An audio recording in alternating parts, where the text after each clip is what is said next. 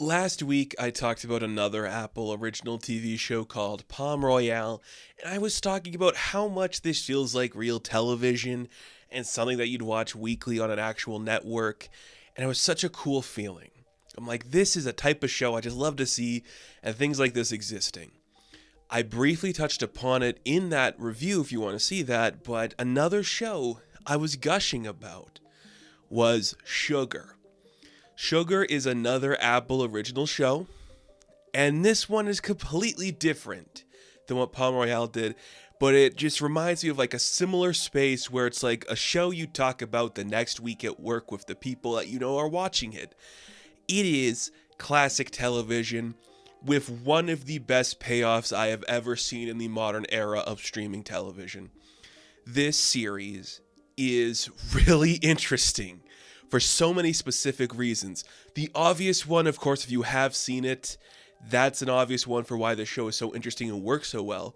And for the unobvious ones, it's just like something about this show just clicks and works in an interesting capacity. And when it all comes together, it really works. And I just love to see that.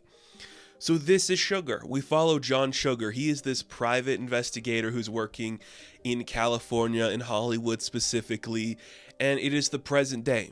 And right there, you're like, okay, we don't get a lot of like interesting looking present day detective stuff.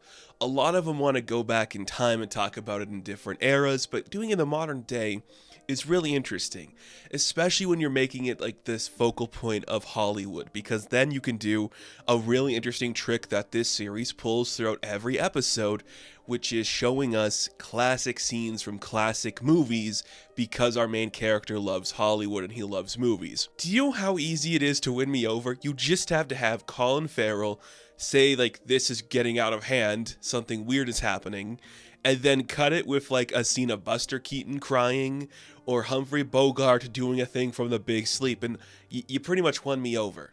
Like that on a base level is just awesome. More than that, Colin Farrell doing a detective thing? Like, come on. This guy is just like made to wear a nice fitted suit, walk around the streets or drive a nice car, and then just look like he's haunted by his past, which is just like the Colin Farrell vibe. And it is so good, and he is so good at doing that. He is a very interesting lead for this because it is just a perfectly nice guy. He plays a very nice guy who explains himself a lot. He talks openly about everything he's doing and what he's feeling, but he's also narrating half the time, so you got the narration explaining his inner thoughts, which match his real thoughts that he's having with the people around him, and you're like, this has a very specific tone we're going for. Is it working all the way through? To me, it was from the beginning.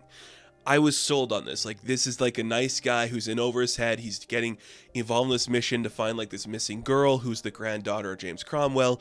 So he's just this guy who likes movies, trapped in the Hollywood system, trying to find like this woman that looks like a classic starlet, and what's that gonna do to him, and does it remind him of his sister, and all this kind of stuff, and like this classic setup, but with modern stuff. You know, we have cell phones, we can use those, we have the ability to go places and do things.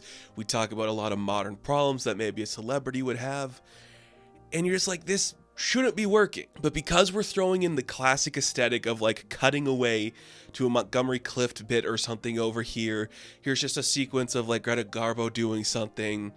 You mix that with like a guy who's got a classic face like Farrell, and just have him in like a vintage car, you suddenly you're like, this is timeless, even though it is like dead set in the modern era.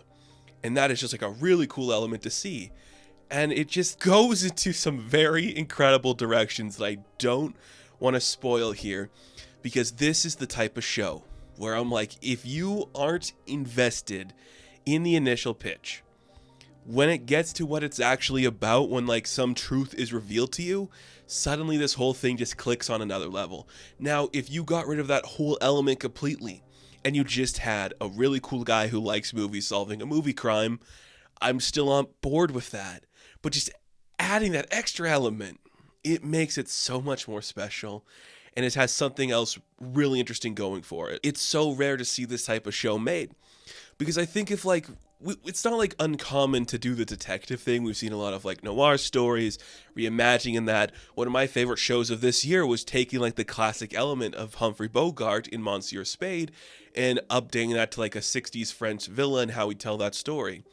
And this is just kind of like taking that classic beat of like the tortured guy with a past doing something, but kind of just taking that direction and doing something completely new with it. There are some very interesting camera movements in this show, a lot of like documentarian feel to it where we're doing handheld footage, but there's also just a lot of like really cool pan shots and zooming shots and just taking the time to make this look different and unique. Or just shots where we don't even see characters and we just play some nice upbeat music and just like watch a wheel spin and like go down a highway or something. It is so unique and it's doing so much of like the limited presence that it has. Like this doesn't feel like a show that's like blown out of proportion in terms of like scale or budget. So when we have these like really intimate sequences of just like showing you the key things, the key players, the key elements of this character's life and the people in his life, it makes it really special. Like there's just so much cool stuff going on here. And Collin Farrell, again, he is perfect for this. Like one of those guys you're just like, you are really good at either playing like an unhinged lunatic or a soft boy who's kind of broken on the inside, and there's a little bit of both in this character. He stars opposite Amy Ryan, which I'm just like, are you kidding me? We're giving him an age appropriate love interest who might actually be a little bit older than him, and we're actually going to play that out. Like that is amazing. One of, I don't know if it's like the best work of her career. She's been doing some really good supporting roles here and there, but man, it's like this is the kind of thing you want to see from Amy Ryan. She just comes in, commands the scene, like has our leading man just in a dizzy the entire time, and you just love that. And then Kirby is like this person from his past, so they just represent like a secret part of his life that he can't really talk about, and it's very interesting in that capacity. And then like all the Hollywood players and stuff, James Cromwell, we did talk about him briefly. Like I'm always amazed that he does stuff like this, but I guess it works for him because he's just got like that classic old guy face. He does it so well.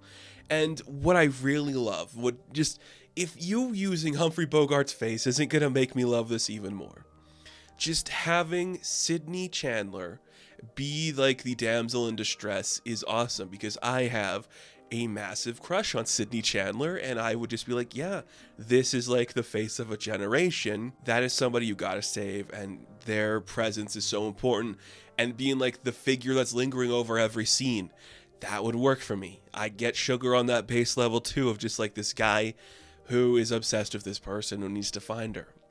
I love all of that. This is an actor I love doing a detective story, one of my favorite genres, talking about movies and having it in Hollywood, trying to save Sydney Chandler.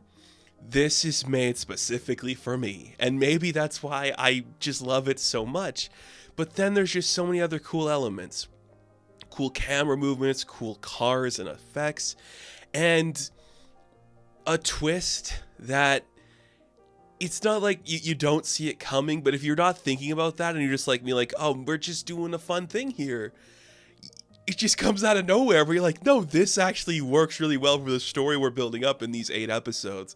Because then if you go back and watch it again, things start to click in and make different sense. And it's like we don't really have any other television show that has this big of like a change in dynamic that nobody is expecting or thinking about, because you're just along for one ride, but then that ride suddenly changes. You're not like thinking about what that could be. It's been a while since that has ever happened, if it has ever happened. And I don't even want to like give you comparisons to what that could be, because then you're going to start thinking about what it could be. But if you have not seen this show, even if it's not like a story you love, where you're like, oh, this seems kind of lame, it's going into familiar beats, when you get to that episode that has this big change, this big moment that reveals what we've been doing from the beginning, there's nothing like it. Nothing on television or streaming currently that plays out like this. Watching this weekly, getting to that moment, it is the most bizarre and fun I've had watching a show like this in a very long time, if ever in the current streaming era. And I know that's high praise, but this is just really interesting. It looks good. It is well written. It is actors that you love doing things you haven't seen them do before. And that's so cool. And it just takes itself so seriously and goes into a really cool direction. This show really is awesome. And Sugar, it's like the classic thing you love. It's kind of amazing that my two favorite TV shows, well, I don't know if they're my favorite. There's been a lot of good TV this year. Two of my favorite TV shows of the year are both people that feature the Humphrey Bogart thing in prominence. And like, that's really cool to see. And this show is no slouch in doing any of the classic noir stuff. And if that's for you, this is a show you're going to love. And even if you're not, there is something to explore that is worthwhile that you aren't going to be seeing anywhere else. I love this. And I love Colin Farrell. Just between doing The Penguin or whatever else he's working on, this can just come out and be like a weird little oddity that has its own vibe and interest to it, that looks good, has the classic characters, and also has something to say about Hollywood and how broken the system is. I'm like, that's awesome. Let's save Sydney Chandler some more. Before we wrap up, I do want to talk briefly about the spoiler and the big change that comes for the show. So what's going to happen is, before I talk about that spoiler, or just like my one thought on it, the scene is going to fade to black or change to black, and we're going to go into a black and white setting, and then I'm going to reveal my one thought that came up about the spoiler. So here's where that's going to happen. We're going to fade to black, and when we come back, here's my thought. Okay? This is my one thought about the big reveal that happened in the show. Okay? This is how you do a Martian Manhunter TV show or movie. This specific thing. Near identical. And we're on the other side of the reveal. So, there you go. So, Sugar, season 1 of hopefully a million more seasons from Apple, I am going to give an 8 out of 10. Now, thank you all for watching this review. Be sure to like and subscribe to the channel. As always, you can check me out on Instagram, TikTok, and Twitter. And of course, I will catch you in the next one. Have fun. Stay safe. Good luck.